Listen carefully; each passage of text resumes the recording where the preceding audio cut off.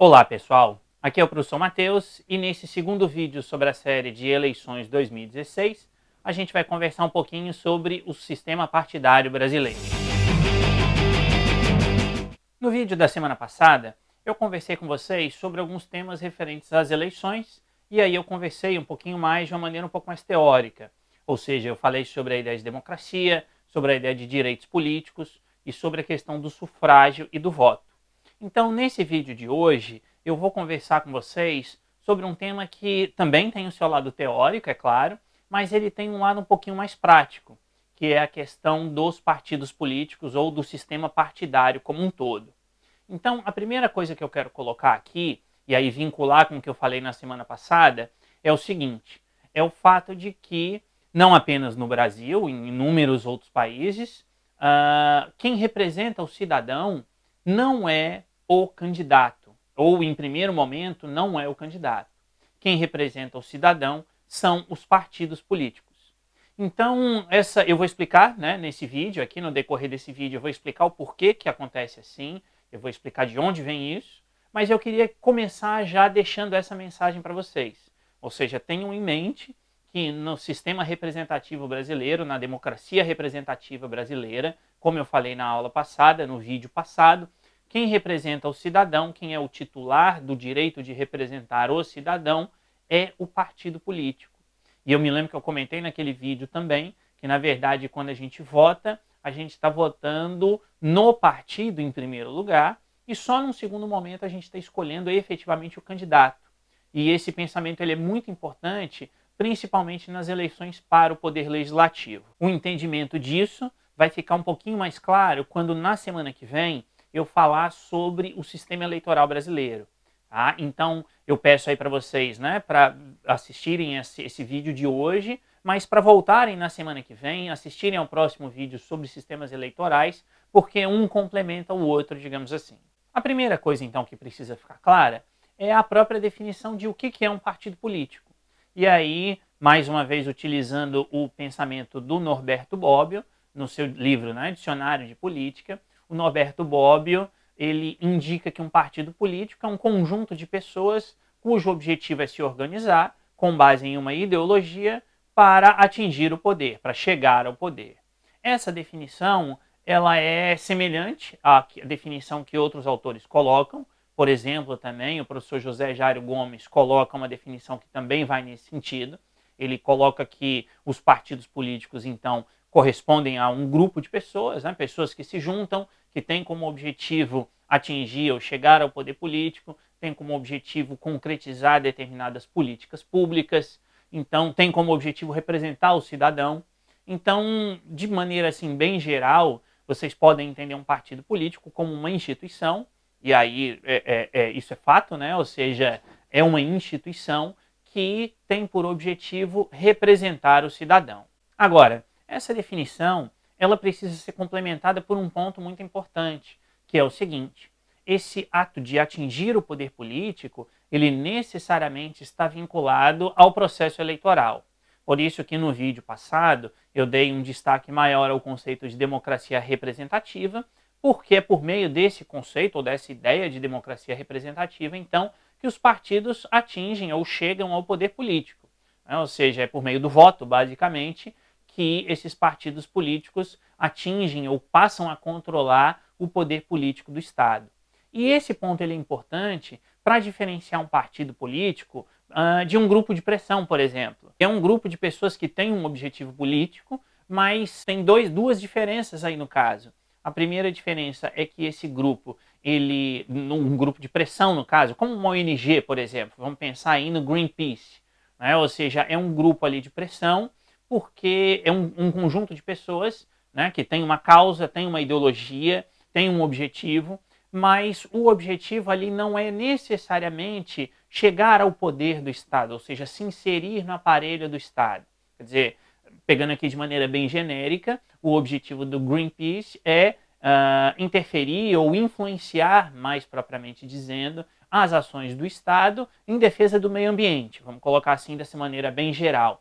Então, nesse sentido, o objetivo do Greenpeace não é eleger alguém, não é necessariamente ter alguém dentro do aparelho do Estado para definir as políticas públicas, por exemplo, mas sim influenciar, né, ou fazer uma pressão ali sobre o Estado para atingir os seus objetivos.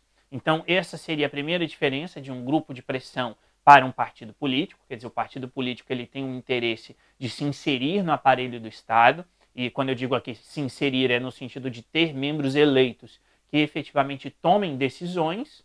Então, essa seria a primeira diferença. E a segunda diferença, ela está no aspecto eleitoral, como eu disse agora há pouco. Ou seja, o Greenpeace ele faz essa pressão, ele tem essas ações voltadas para a defesa do meio ambiente, mas é uma instituição privada que não passa pelo escrutínio eleitoral. Ou seja, as suas ações elas têm um caráter, digamos assim, privado. E privado por quê? Porque ninguém vota se aquilo que o Greenpeace faz ou deixa de fazer deve ser feito ou não. Diferentemente do partido político. O partido político ele passa pelo processo eleitoral, né? Ou seja, o cidadão vota, escolhe o partido político que vai lhe representar. Então, nesse sentido, se considera que o partido político ele tem aí uma legitimidade eleitoral que acaba por ser o reflexo de uma certa legitimidade social que um grupo de pressão, ou que uma ONG, colocando aqui, né, ele não tem. Então, essas seriam as principais diferenças entre um grupo de pressão, por um lado, e um partido político, por outro. Tá? Então, para fechar essa definição, para ter bem claro, um partido político é uma instituição, ou seja, é um grupo que tem um registro civil. Né? Esse grupo se organiza com base em determinada ideologia, pelo menos em princípio, eu vou falar sobre isso também um pouquinho mais para frente, mas pelo menos em princípio, os partidos políticos têm ali uma ideologia, tem um plano de governo, né? Ou seja, tem propostas daquilo que o partido representa, daquilo que o partido quer fazer. O partido político, então, ele tem como objetivo se inserir no aparelho do Estado, e aí eu repito, essa expressão aqui, se inserir no aparelho do Estado, significa dizer que o partido político ele tem um interesse em decidir efetivamente, e não apenas em pressionar quem decide, e o partido político ele passa pelo processo eleitoral, o que em princípio lhe garante legitimidade social, lhe garante sustentação, em última instância lhe garante representatividade frente à população. Como eu disse anteriormente, os partidos políticos são a instituição que efetivamente representam o cidadão. Então, nesse sentido, é importante ter em mente que os partidos políticos eles detêm o monopólio constitucional da representação. Ou seja, significa dizer que quem efetivamente representa o cidadão é esta instituição, partido político. E a gente deduz isso de onde? No caso do texto constitucional, no caso da Constituição brasileira. Isso está lá explícito no artigo 14, parágrafo 3º, inciso 5, quando se diz que um cidadão, para que ele possa vir a ser eleito, ou seja, na verdade nem ser eleito, para que ele possa se candidatar, ele precisa estar filiado a um partido político. Então, significa dizer o quê? Que o cidadão, quer dizer, ele não pode se candidatar, entre aspas aqui, por conta própria. Né? Ou seja, não existe aquilo que a gente chama de candidatura avulsa, como, por exemplo, existe nos Estados Unidos. Então, não há no Brasil essa possibilidade do cidadão dizer agora, na próxima eleição, eu vou me candidatar e ponto final. Não, o cidadão ele precisa estar filiado a um partido político, e aí eu repito, né? Isso está lá no artigo 14, parágrafo 3º, inciso 5 da Constituição. Então, existe essa prerrogativa constitucional, por um lado, e por outro lado, isso está presente nas 3 legislações que eu já havia citado no vídeo da semana passada, que são o Código Eleitoral Brasileiro, que é a Lei 4737 de 65, a Lei dos Partidos Políticos, que é a Lei 9096 de 95, e a Lei das Eleições, que é a Lei 9.504 de 97. Então, essas 3 legislações, de uma maneira geral, elas vão aí regulamentar todo esse processo eleitoral, e aqui eu estou falando processo eleitoral de maneira bem geral, quer dizer, diz respeito às eleições propriamente ditas, diz respeito ao sistema eleitoral, que eu vou falar no vídeo da semana que vem, diz respeito à estrutura dos partidos políticos, que é o tema do vídeo de hoje. Então, essas legislações todas, somadas ao que está na Constituição brasileira, deixam bem claro que quem representa o cidadão é o partido político. Esse pensamento vai ficar ainda mais claro na semana que vem, quando eu vou mostrar para vocês como são feitos os cálculos eleitorais, ou seja, como que a gente define quem são os eleitos de cada partido político. Então, isso fica bem claro, vai ficar mais claro na semana que vem, mas já tenham isso em mente, né? Ou seja, o partido político ele é o representante, e ele é o representante porque, no caso brasileiro, o cidadão ele não pode se candidatar se ele não estiver filiado a um partido político. E aí, em síntese, então, repito, significa dizer que os partidos políticos eles detêm o monopólio constitucional da representação política, no caso brasileiro. Ainda no âmbito da Constituição, é importante destacar que qualquer cidadão brasileiro pode criar um partido político. Isso está lá no artigo 17 da Constituição, afirma-se lá que é livre a criação, fusão, extinção, etc., de um partido político, desde que resguardados alguns pré-requisitos, como a manutenção do sistema democrático, como a questão de defesa dos direitos fundamentais do cidadão brasileiro, e desde que cumpridas determinadas regras, determinados procedimentos. Esses procedimentos, para quem tiver mais interesse, eu não vou explicar aqui em detalhes, mas esses procedimentos, quem tiver mais interesse, pode ver nos artigos 7º ao artigo 11 da Lei 9096 de 95. Esses artigos trazem ali todos os pré-requisitos para que um novo partido político possa ser criado, no caso brasileiro. Existe só um ponto aqui, só um aspecto que eu quero chamar um pouco a atenção, que é o fato de que a criação de um partido político pressupõe um certo número de apoiadores desse partido político, ou seja, aqueles que são interessados em criar um novo partido político precisam ter um número mínimo de assinaturas espalhadas pelo Brasil inteiro. E um ponto importante a destacar aqui é que quem já for filiado a um partido político não pode se declarar apoiador do outro ou desse novo partido político, né? Então isso por um lado parece meio óbvio, mas por outro lado isso só entrou na legislação no ano passado, ano de 2015, com a legislação, com a Lei 13.165, que é a lei chamada de mini-reforma eleitoral. Então ali se deixou explícito que um cidadão, se ele já for filiado a um partido político, ele não pode assinar a lista para apoiar a criação de um outro partido político. Com base em tudo que a gente falou até agora, a gente pode responder então a seguinte pergunta: quais são as funções de um partido político? Ou para que serve um partido político? Então, basicamente, e aqui eu sigo o pensamento do professor José Jairo Gomes, ele coloca no livro dele de Direito Eleitoral que os partidos políticos eles têm basicamente 3 funções. A primeira função é de organizar a ação governamental, especialmente no poder legislativo. O que quer dizer isso? Isso significa dizer que os partidos políticos eles são responsáveis por definir o que vai ser feito e o que não vai ser feito em termos de administração ou em termos de políticas para o país. Nesse contexto, é bastante importante aqui destacar, como destaca o professor José Jairo Gomes, que a atuação partidária ela se reveste de extrema importância no poder legislativo, já que é no poder legislativo em que haverá ali a disputa política propriamente dita no que diz respeito a o que vai ser feito, né? Ou seja, que legislação vai ser criada, que valores estarão presentes ali naquela legislação, qual vai ser o objetivo da legislação. Então, nesse sentido, é uma função do partido político realizar essa ação governamental, no sentido de que um partido político de esquerda, por exemplo, ele vai tentar puxar a sardinha para o seu lado, como se diz, e o partido político de direita, óbvio, né, vai puxar ali para o seu lado, e nesse sentido, então, esses partidos eles precisam, de alguma forma, chegar a um consenso para que essa ação governamental, para que essa administração do país, e administração aqui de maneira geral, ela efetivamente possa ocorrer. Então, essa seria uma primeira função dos partidos políticos, repito, organizar a ação governamental, que basicamente corresponde, então, ao ato de criar leis, né, e administrar o país propriamente dito. A segunda função destacada pelo professor José Jairo Gomes é aquela que ele chama de organização da disputa política. E nesse sentido, isso se aproxima do objetivo aqui desse vídeo e basicamente essa função diz respeito ao quê? Diz respeito à organização ou à realização do processo eleitoral.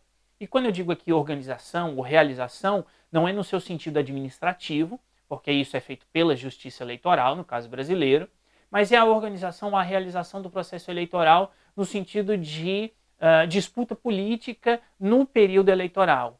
Ou seja, significa dizer que compete aos partidos políticos apresentarem as suas propostas, compete aos partidos políticos correrem atrás dos votos dos eleitores, fazerem a divulgação das suas ideias para obter esse apoio, né? Até mesmo porque se um partido político não obtiver um número mínimo de votos, ele não vai conseguir eleger ninguém, não vai ter ninguém ali eleito.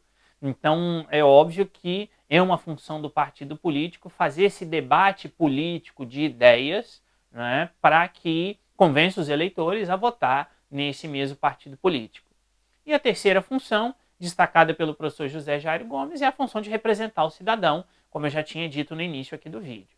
Ou seja, o partido político ele é responsável pela representação do cidadão, ele é responsável por pegar aquelas ideias que ele divulga como propostas suas, convencer, né, o eleitorado a votar nele, seria a segunda função, e uma vez tendo esse número X de votos, ou seja, uma vez elegendo os seus parlamentares, compete então ao partido político concretizar aquelas ideias, porque quando ele faz isso, então ele exerce essa representação do cidadão.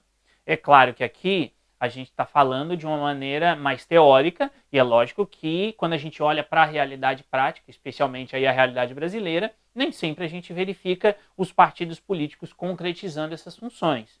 Mas, em princípio, essas são as funções de um partido político: organizar a ação governamental, organizar a disputa política no sentido de divulgar ideias e de obter apoio eleitoral, e, por fim, uma vez obtido esse apoio eleitoral, representar o cidadão dentro do parlamento ou dentro da administração pública. É por esse motivo, então, e fazendo aqui a ligação com o que eu falei no vídeo anterior, que, de maneira geral, não se vislumbra a existência de uma democracia representativa sem a existência dos partidos políticos. Não apenas pela questão dos cálculos eleitorais, como eu disse, eu vou explicar no próximo vídeo, mas porque é uma função do partido político exercer esta representação. Então, nesse sentido, se a gente fala que o Brasil tem um modelo de democracia representativa, é necessária, então, a existência desses partidos políticos como instituições para representar o cidadão. E há ainda um aspecto fundamental em todo partido político, pelo menos aí do ponto de vista teórico ou no ponto de vista de exigências, inclusive exigências jurídicas para a formação de um partido político. E qual é esse ponto? É a existência de uma ideologia. Então aqui eu não quero que vocês entendam ideologia no seu sentido negativo, ou seja, no sentido de manipulação, no sentido de alienação, que é o sentido que o Karl Marx definiu para essa palavra ideologia, quer dizer, um sentido pejorativo, um sentido negativo.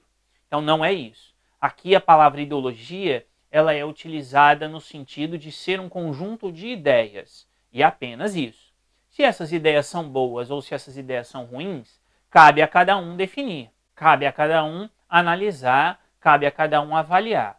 Agora, é inegável que um partido político ele precisa ter uma determinada ideologia, ou seja uma ideologia mais à esquerda, mais social, digamos assim, seja uma ideologia mais à direita, ou mais individual ou individualista.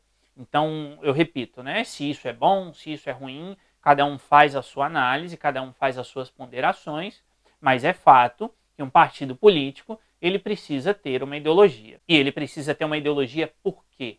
Porque se compete a um partido político representar o cidadão, né, significa dizer que o partido político precisa apresentar a esse cidadão um conjunto de ideias ou um conjunto de propostas no qual estejam presentes, então, aquilo que o partido quer fazer. Então, basicamente, a ideia aqui, quando eu dou aula, geralmente eu explico da seguinte maneira. Imaginem que existam aí aquelas pessoas que são mais à esquerda, existem as pessoas de centro e existem as pessoas de direita. Então, nesse sentido, compete aos partidos políticos, em princípio, ter um posicionamento de esquerda, alguns partidos, pelo menos, ter alguns partidos, ou existirem alguns partidos com ideias de centro, e ter alguns partidos com ideias de direita. E assim, aquele cidadão que tem uma postura mais à esquerda vai, em tese, escolher representantes, né, ou os candidatos do partido de esquerda, e aquele cidadão que tem ideias de centro escolhe o partido de centro, e o que tem ideias mais à direita escolhe o partido à direita. O fato é esse, é que é uma exigência, inclusive, né, uma exigência jurídica, como eu disse, a presença dessa ideologia quando se cria um partido político. Então, os partidos políticos eles precisam registrar o seu estatuto junto ao Tribunal Superior Eleitoral para que eles possam existir, dentre outros critérios que estão lá naqueles artigos do 7º ao 11 da Lei 9096 de 95, como eu disse anteriormente. Então, um desses critérios é o registro desse estatuto, e nesse estatuto, então, precisam estar ali presentes algumas propostas, né, ou algumas ideias, essa ideologia do partido político, para que ele possa, então, vir a funcionar, vir a ser criado. E aqui, logicamente, a gente já percebe mais um problema no caso do sistema partidário brasileiro, no caso dos partidos brasileiros, que é o fato de que esses partidos, muitas vezes, muitos partidos não seguem a sua ideologia, não seguem as suas propostas. Ou seja, isso é um fenômeno analisado mais especificamente pela ciência política, que é o fato de que os partidos políticos precisam muitas vezes fazer propostas mais vagas ou mais abertas para angariar votos. Quer dizer, como a representação ela é partidarizada, como o cidadão ele vota no partido político, como eu disse antes, o partido político precisa obter votos. Então, se o partido não obtém votos, se o partido ele fica muito fechado, entre aspas, aqui, em uma ideologia ou em um determinado conjunto de ideias, há uma perspectiva ou há uma possibilidade de que o partido político atraia menos eleitores, né? Já que é muito específico ou é muito direcionado, são muito direcionadas as ideias do partido. Então, nesse sentido, o que ocorre no caso brasileiro, dado o fato de que nós temos no Brasil 35 partidos políticos, eu vou aprofundar esse pensamento daqui a pouquinho nesse vídeo, como nós temos muitos partidos, o que ocorre? Os partidos acabam, na prática, todo mundo sabe disso, todo mundo vê isso, acabam generalizando nas suas propostas, generalizando nas suas ideias, o que acaba fazendo com que os partidos não tenham muita ideologia, ou até tenham ideologia, mas não levem essa própria ideologia a sério. Um exemplo que, se por um lado é um pouco genérico, por outro lado eu considero muito prático dessa falta de ideologia dos partidos políticos, é a seguinte: vocês podem perceber nas campanhas eleitorais que, de maneira geral, tanto aí as eleições locais, como é o caso agora em outubro de 2016, quanto as eleições gerais para presidente, governador, etc., que, de maneira geral, os candidatos fazem propostas que são propostas relativamente vagas. Então, o exemplo, o candidato chega lá no programa, no horário eleitoral gratuito, e diz o seguinte: eu vou investir em educação, ponto. Ou seja, esse é um tipo de proposta que se enquadra nessa crítica que eu estou fazendo aqui aos partidos políticos de falta de ideologia. E por que eu digo isso? Porque, do ponto de vista do cidadão, de maneira bem genérica também, de maneira geral, quem vai ser contra um investimento maior em educação? Ou o candidato fala, eu vou investir mais na área de saúde. Então, também, de maneira geral, quem vai ser contra maiores investimentos na área de saúde? Ou o candidato diz, eu vou investir mais na área de segurança. E aí, de novo, eu faço a pergunta, quem é contra investimento na área de segurança pública, por exemplo? De maneira geral, ninguém vai ser contra essas propostas. Agora, por outro lado, quando um candidato faz esse tipo de proposta, na prática, real ou concretamente, o que ele está propondo? Porque percebam que é muito genérico um candidato falar, eu vou investir mais em saúde. Ok, mas vai investir quanto? Vai investir quando? Vai investir onde? Ou vai investir em quê? Ou seja, os candidatos e os seus respectivos partidos políticos acabam fazendo essas propostas genéricas, que são propostas muito mais vinculadas àquilo que supostamente o eleitor quer ouvir, ou seja, são propostas para atrair voto, do que propostas vinculadas ou eventualmente presentes no estatuto, no programa do partido político, ou até mesmo no programa de governo do candidato e do seu partido político. Então, repito, né, isso ocorre muito no caso brasileiro, pelo fato de existirem inúmeros partidos, e aí o partido precisa chamar votos para si. Por esse motivo, ele acaba então deixando um pouco de lado ou muitas vezes deixando muito de lado a sua doutrina política, né? Ou seja, a sua ideologia, as suas propostas ou as suas ideias, quer dizer, a sua razão de ser, aquilo pelo que aquele partido foi criado, e acaba fazendo esse tipo de proposta para que ele possa simplesmente obter votos e atingir ou chegar ao poder político. E isso, repito, né, é prejudicial, não apenas pelo fato de que isso descaracteriza os partidos políticos, e quando eu digo aqui descaracteriza, é bem no sentido de perguntar para você que está aí me assistindo, quer dizer, qual é a diferença entre um partido A e o partido B? Se você aí que está me assistindo vê numa campanha eleitoral, por exemplo, na sua cidade, dois partidos que são de oposição um ao outro, seja lá que partidos forem esses, mas você eventualmente vê um candidato a prefeito ou candidatos a vereadores desses dois partidos propondo a mesma coisa. Então, nesse caso, qual é a diferença de um para o outro? Então, isso acaba pasteurizando, ou seja, igualando os partidos políticos. Isso acaba fazendo com que na cabeça do eleitor não exista diferença entre o partido A e o partido B. E isso é muito negativo em termos de representação política, porque no final, uma vez que esses indivíduos, né, os parlamentares no caso, estão eleitos, quer dizer, uma vez que os partidos atingem o poder político, efetivamente que representação está sendo feita. Então, isso é algo muito importante e isso é algo que, se por um lado, claro, compete aos partidos políticos divulgarem e defenderem as suas doutrinas políticas, as suas ideologias, compete também ao cidadão analisar isso, quer dizer, verificar que de repente existe um partido X qualquer que defende uma coisa, mas o seu candidato na propaganda eleitoral, quer dizer, o candidato daquele partido político, diz o inverso, por exemplo. Então, nesse caso, é muito importante que o cidadão fique atento a esse tipo de coisa, porque senão acaba criando um fosso, né? Ou seja, uma distância muito grande entre o cidadão e o partido político que, em tese, representa aquele cidadão, e aí isso acaba gerando uma série de problemas que nós vemos aí cotidianamente na política brasileira. Portanto, fiquem atentos. Muitas vezes muita gente não gosta de correr atrás, né, de verificar as propostas, etc. E muitas vezes isso é visto como um papo moralista ou algo do tipo por algumas pessoas, mas não é.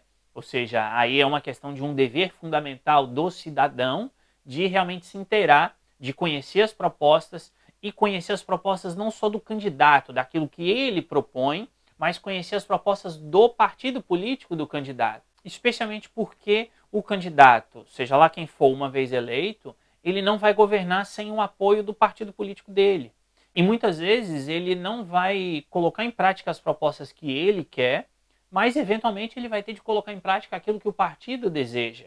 Já que, como eu já disse e vou explicar em mais detalhes no próximo vídeo, a vaga é do partido político. Ou seja, quem representa o cidadão é o partido político, então a vaga parlamentar é do partido político, então é o partido político que dá as cartas, digamos assim. Então não fiquem apenas nas propostas dos candidatos, tentem conhecer também, na medida das possibilidades de cada um de vocês, as propostas ou a doutrina política, né, a ideologia dos partidos aos quais esses candidatos são filiados, para evitar aí surpresas desagradáveis depois que o cidadão lá, ou que o candidato venha a ser eleito. Bom, pessoal, no meu planejamento inicial, eu tinha pensado em fazer um único vídeo sobre partidos políticos, mas o vídeo acabou ficando muito grande. Então, para evitar ficar cansativo, eu preferi dividir o vídeo, né? Então, eu vou terminar por aqui essa primeira parte e ainda essa semana eu vou disponibilizar para vocês a segunda parte sobre os partidos políticos e o sistema partidário brasileiro. Então, não se esqueçam aí de curtir e compartilhar esse vídeo e não se esqueçam de se inscrever no meu canal para que vocês possam aí receber então a notificação dessa segunda parte sobre partidos políticos e também, claro, as notificações dos próximos vídeos que eu vou colocar por aqui. Então é isso, pessoal. Muito obrigado, um abraço e até a próxima.